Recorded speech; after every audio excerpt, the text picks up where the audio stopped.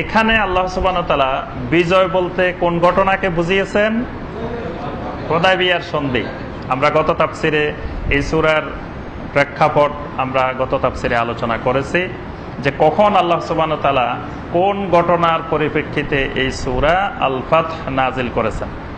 তাহলে এখানে যে বিজয়, যে ফাতহ, এই ফাতহটা হলো হুদায়বিয়ার সন্ধি। হুদায়বিয়ার সন্ধিকে আল্লাহ সুবহানাহু ওয়া তাআলা বলছেন বিজয়, খালি বিজয় না, ফাতহাম মুবিনা, সুস্পষ্ট বিজয়। অথচ বাহ্যিকভাবে যদি আমরা লক্ষ্য করি তাহলে দেখব এটা পরাজয়। মানে সাহাবায়ে কেরাম রাদিয়াল্লাহু তাআলা আলাইহিম আজমাইন তারা সকলে বুঝেছেন যে হুদায়বিয়ার সন্ধি হলো আমাদের পরাজয়, কিন্তু নবী সাল্লাল্লাহু আলাইহি সাল্লাম বুঝছেন যে হুদায়বিয়ার সন্ধি হলো আমাদের বিজয়। তো আল্লাহ সুবহানাহু ওয়া তাআলা ওই নবী সাল্লাল্লাহু আলাইহি সাল্লামের সেই বুঝটাকে, নবী সাল্লাল্লাহু আলাইহি সাল্লামের সেই ধারণাটাকে কোরআনে কারীমের আয়াত নাজিল করে আল্লাহ পাক জানিয়ে দিচ্ছেন, ইন্না ফাতাহনা লাকা ফাতহাম মুবিনা, আমি আপনার জন্য সুস্পষ্ট বিজয় দান করেছি, বিজয়ের দ্বার আমি উন্মুক্ত করে দিয়েছি। সুবহানাল্লাহ। এটা কখন বলছেন আল্লাহ পাক? যখন হুদায়বিয়ার সন্ধি চুক্তি শেষ করে নবী সাল্লাল্লাহু আলাইহি ওয়াসাল্লাম মদিনার দিকে ফেরত যাচ্ছিলেন, ঠিক সেই সময় কিছু দূর যাওয়ার পরে নবী সাল্লাল্লাহু আলাইহি ওয়াসাল্লাম একটা বিরতি নিলেন। সেই বিরতির সময় আল্লাহ পাক এই সূরা আল ফাতহ নাজিল করেন। সেখানে নাজিল করে আল্লাহ পাক বললেন, ইন্না ফাতাহনা লাকা ফাতহাম মুবিনা, আমি আপনাকে সুস্পষ্ট বিজয় দান করলাম। সুবহানাল্লাহ। এই আয়াতে কারিমা নাজিলের সাথে সাথে ওমর ইবনে খাত্তাব রাদিয়াল্লাহু তাআলা আনহু নবী সাল্লাল্লাহু আলাইহি ওয়াসাল্লামের কাছে আসলেন। এসে বললেন, ইয়া রাসূলুল্লাহ সাল্লাল্লাহু আলাইহি ওয়াসাল্লাম, আহাযা ফাতহুন, আসলে কি এটা বিজয়? এটা কেমনে বিজয় হয়? আল্লাহ পাক কি বলতেছেন? যে আল্লাহ পাক বলতেছেন, ইন্না ফাতাহনা লাকা ফাতহাম মুবিনা, আমি আপনাকে বিজয় দিয়েছি।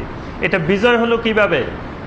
নবী সাল্লাল্লাহু আলাইহি ওয়াসাল্লাম বলেন, ওয়াল্লাহি ইন্নাহু লাফাতহুন, আল্লাহর কসম করে বলছি অবশ্যই এটা বিজয়। সুবহানাল্লাহ, অবশ্যই এটা বিজয়। এরপরে প্রথম তো ওমর প্রশ্ন করলেন, এরপরে এক দল সাহাবী, অনেক সাহাবী এসে একসাথে নবী সাল্লাল্লাহু আলাইহি ওয়াসাল্লামকে জিজ্ঞাসা করলেন যে ইয়া রাসূলুল্লাহ সাল্লাল্লাহু আলাইহি ওয়াসাল্লাম, এটা বিজয় হলো কিভাবে? আমরা দেখতে পেলাম এখানে আমরা উমরা করার উদ্দেশ্যে এসেছি, উমরা করতে পারলাম না, এক নম্বরে। দুই নম্বরে আমরা চেয়েছিলাম যে আমরা একটু বাইতুল্লাহর তাওয়াফ করব, সেই বাইতুল্লাহর তাওয়াফ করতে পারিনি। এরপরে আমরা যে চুক্তিটা করলাম সেই চুক্তির মধ্যে আমরা শর্ত দিলাম যে মক্কা থেকে কোনো লোক মদিনা গেলে তাকে আমরা ফেরত দিয়ে দিব, কিন্তু মদিনা থেকে কোনো লোক মক্কায় আসলে তাকে ফেরত দিবে না। তাহলে এটা তো আমাদের বিপক্ষে, এটাও পরাজয়। এরপরে আমাদের এই ঘনিষ্ঠ দুইজন মুমিন, একজন হলেন আবু জান্দাল রাদিয়াল্লাহু তাআলা আনহু এবং আবু বসির রাদিয়াল্লাহু তাআলা আনহু, এই দুই মাজলুম ভাইকে আমরা তাদের হাতে আবার তুলে দিলাম, তাদেরকে আমরা নিয়ে আসতে পারলাম না। তো সব দিক থেকেই তো আমাদের পরাজয়। তাহলে আল্লাহ পাক এটাকে কিভাবে বলতেছেন, ইন্না ফাতাহনা লাকা ফাতহাম মুবিনা, আল্লাহ পাক কিভাবে বলেন যে এটা বিজয়? তখন নবী সাল্লাল্লাহু আলাইহি ওয়াসাল্লাম ব্যাখ্যা দিলেন। নবী সাল্লাল্লাহু আলাইহি ওয়াসাল্লাম বলেন, শোনো কিভাবে বিজয়।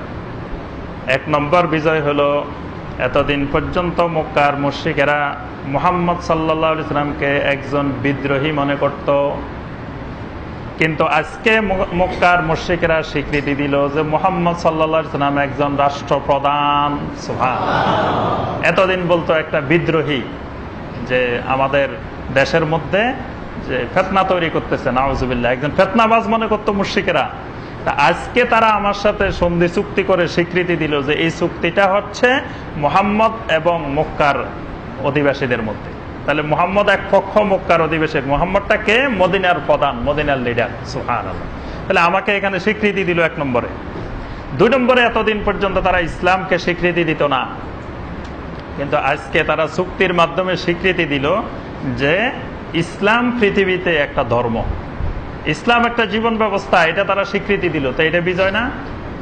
তিন নম্বরে বিজয় হলো, আমরা যেই জায়গায় গিয়ে অবস্থান করেছি হুদায়বিয়া, এই হুদায়বিয়া মক্কা থেকে মাত্র 13 মাইল। মক্কা থেকে, তাদের বাড়ি থেকে 13 মাইল। তাদের বাড়ির দরজায় গিয়ে আমরা হাজির হয়েছি। আমাদের সাথে যুদ্ধের কোনো সরঞ্জামাদি ছিল না, খালি সবার সাথে একটা তরবারি, 1400 মানুষ তাদের ঘরের মধ্যে যায় হাজির। এই 1400 মানুষকে যদি মক্কার মুশরিকেরা ইচ্ছা করত, 1400 মানুষকে হত্যা করে ফেলতে পারত, সবার শাহাদাত বরণ করতে হতো।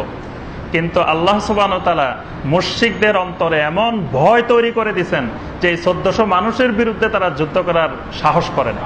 এটা বিজয় না?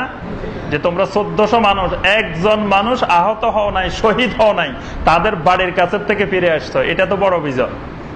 নবী সাল্লাল্লাহু আলাইহি ওয়াসাল্লাম ব্যাখ্যা দিলেন।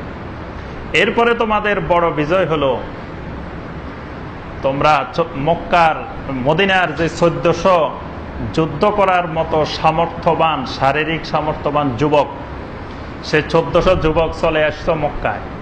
মদিনাতে একজনও নাই।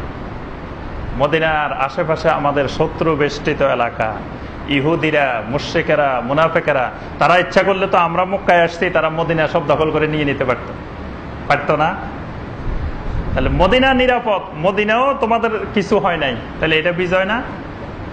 এগুলা হলো সাময়িক তোমাদের বিজয়, আরো বড় বড় বিজয় আসতেছে। নবী সাল্লাল্লাহু আলাইহি ওয়াসাল্লাম বললেন যে এগুলা হলো সাময়িক বিজয়, কিন্তু এরপরে আরো বড় বড় ফাতহে কাবীর, বড় বড় মুবিন, ফাতহে মুবিন সামনে আসতেছে। সেগুলা হলো খায়বার বিজয়, হুনাইন বিজয়, তারপরে মক্কা বিজয়, বড় বড় বিজয়গুলা তোমাদের জন্য অপেক্ষা করতেছে। এটাকেই আল্লাহ সুবহানাহু ওয়া তাআলা বলছেন, ইন্না ফাতাহনা লাকা ফাতহাম মুবিনা, আমি আপনাকে সুস্পষ্ট ফাতহ, সুস্পষ্ট বিজয় আমি দান করেছি।